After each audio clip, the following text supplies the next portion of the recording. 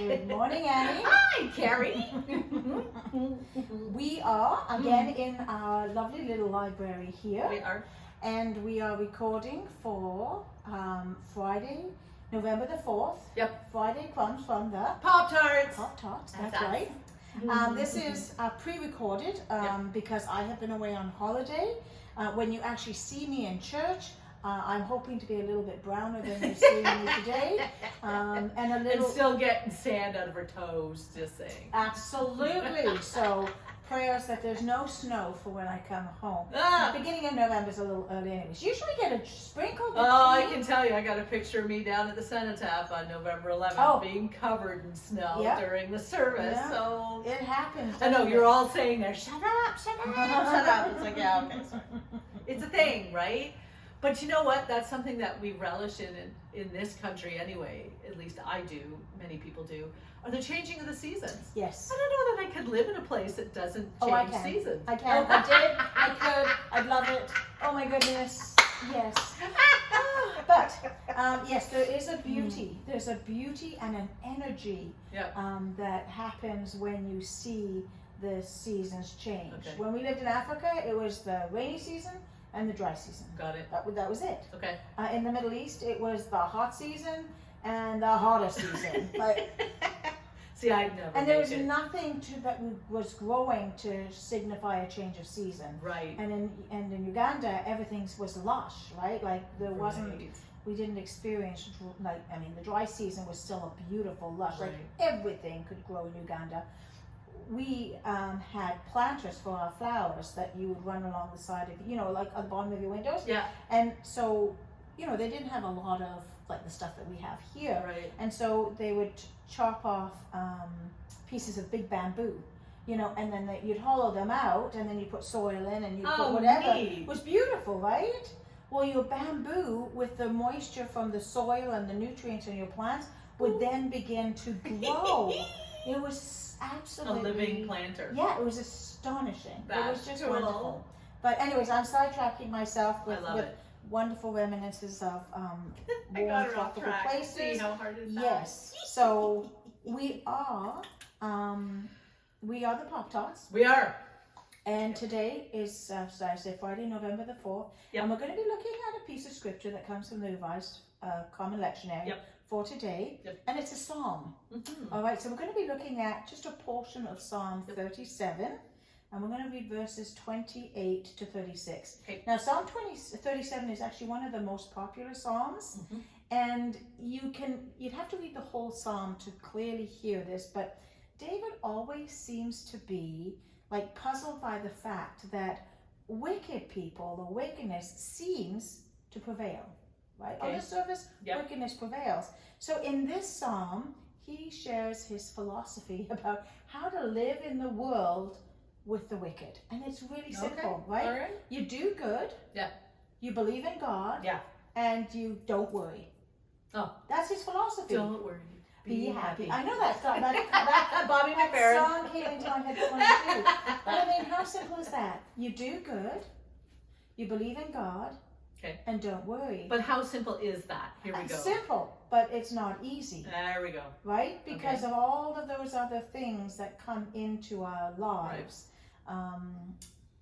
But I think if we can go back to that, because I mean, that's like the Hear, O Israel, like our affirmation that we say every week at our morning prayer and Bible study, right? Yeah. But it's, so do good. Yep.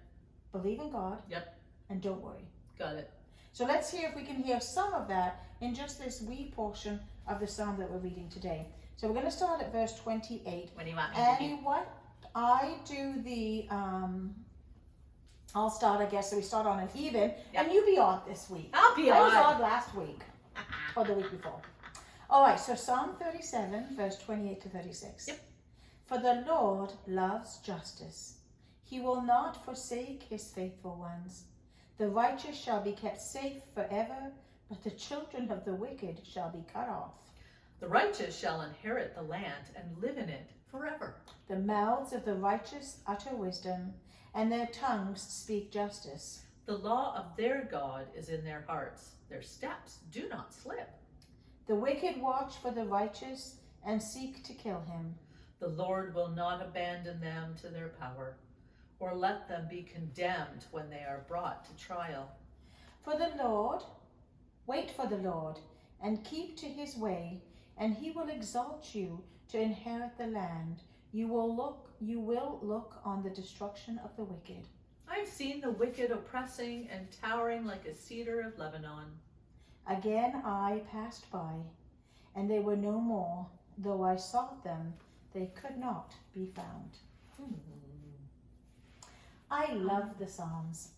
Well, because you can hear the song in the Psalms. Yeah. There's a beautiful rhythm to them. There's a rhythm to them. Cadence, right? Yeah. And I know we're just doing this tiny little excerpt, which is part of the readings for today, but I really would encourage you to look at the Psalms, right? And to take time to read them slowly and to hear the cadence, to hear the rhythm. And in this one in particular, to hear David's philosophy of how to live in this world that sometimes seems utterly broken and just hopeless. It's a little weird. It does. But, you know, that sense of hopelessness comes from a belief that we hold the power to change things. Yeah. And it's not us at all. God transforms us. God changes everything. I like verse 30 and 31. The mouths of the righteous utter wisdom, and their tongues speak justice. The law of their God is in their hearts. Their steps do not slip. I like that. I mean, that's kind of affirming. That just kind of wraps it all up. That's where God is. And if, you know, the gods of the righteous utter wisdom and their tongues speak justice. I like that. Because if you didn't have God in your heart, you could say whatever and it wouldn't matter. And justice, our sense of justice is so wonky in many ways. But I wonder what their sense of justice was. What was David's sense of justice? Well, it went around the law. Well, but you know that it was that God would just wipe out the wicked, wipe out their enemies, right? But we know that true justice and true transformation through God is that enemies lay down their arms and come together. Last week we were talking about unity, us and them, right? Yeah. And so the two can come together in unity through the Spirit of through the Holy Spirit to God, right? And I think I hear some of that in here, the reconciling. So David's philosophy, right, of doing good, believing in God, not worrying, is resting in God's time.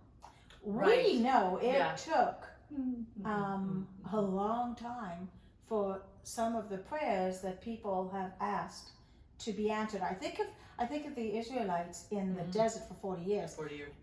Did it take 40 years for them to just behave themselves? Which sometimes people think God just kept them in the desert because he's punishing them.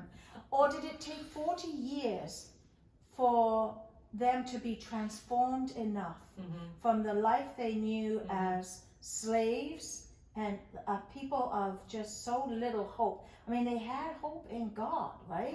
I mean, they sang their songs, they knew their scripture, but when you take the abstract and put it into the practical, did it take 40 years for them to just sort of get to that space in their heads and hearts that they could enter the land of milk and honey? But I wonder if that's a generational thing, right? Like that 40 years would have been a generation plus, right? We think about it in those days, it could be 2 generations.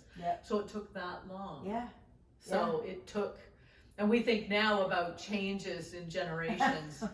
We can go on for hours about that. We won't. But I mean, we think of, so was the 40 years more of a generational change? Did it take that long to come to see the power of God and what God can do in our lives? You know, like I think about that and think, you know, what does that, how can I make that understandable for me here in 2022? I look at those years and go, that was maybe 2 generations it took.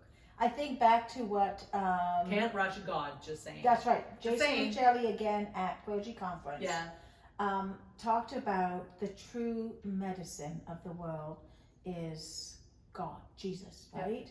And, you know, I often talk about God of the Tylenol.